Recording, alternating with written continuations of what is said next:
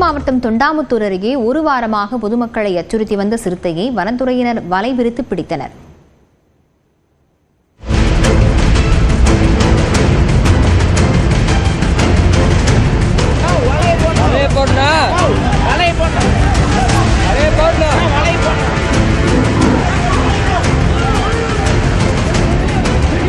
கோவை மாவட்டம் தொண்டாமுத்தூர் அருகே கிராமத்தில் 5க்கும் மேற்பட்ட ஆடுகளை வேட்டையாடிய சிறுத்தையை வனத்துறையினர் பிடித்த காட்சிகள் தான் இவை.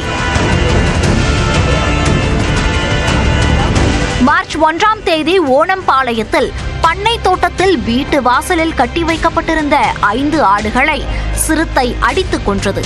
அதில் ஒரு ஆட்டை கவ்வி சென்ற வீடியோ வெளியாகி அதிர்ச்சியை ஏற்படுத்தியது.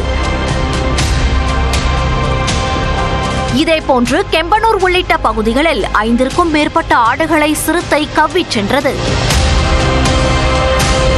சிறுத்தையை பிடிக்க வனத்துறையினர் பண்ணை தோட்டத்திற்கு அருகே உள்ள வனப்பகுதியில் கூண்டு வைத்து அதன் அருகே தானியங்கி கேமரா பொருத்திச் சென்றனர்.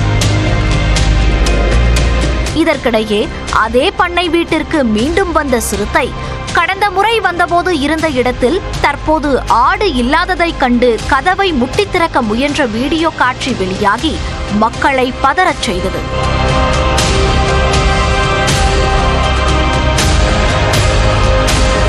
இதனால் அப்பகுதியில் மேலும் ஒரு கூண்டு வைத்து வனத்துறையினர் கண்காணித்து வந்தனர். இந்நிலையில் தொண்டாமுத்தூர் அடுத்த பூச்சியூர் பூபதி ராஜா நகரில் கட்டுமான பகுதியில் சிறுத்தை பதுங்கி இருப்பதாக வனத்துறையினருக்கு பொதுமக்கள் தகவல் அளித்தனர்.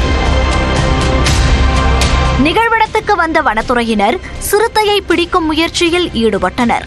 சிறுத்தையை காண சுற்றுவட்டார மக்கள் திரண்ட நிலையில் திடீரென வெளியேறிய சிறுத்தை கூட்டத்தில் இருந்தவர்களை தாக்கியது. இதில் சுஜித், கார்த்திக் என்ற இளைஞர்கள் படுகாயமடைந்தனர். எனினும் சுதாரித்துக் கொண்ட இளைஞர்கள் சிறுத்தையை லாவகமாக பிடித்துக் கொண்டனர்.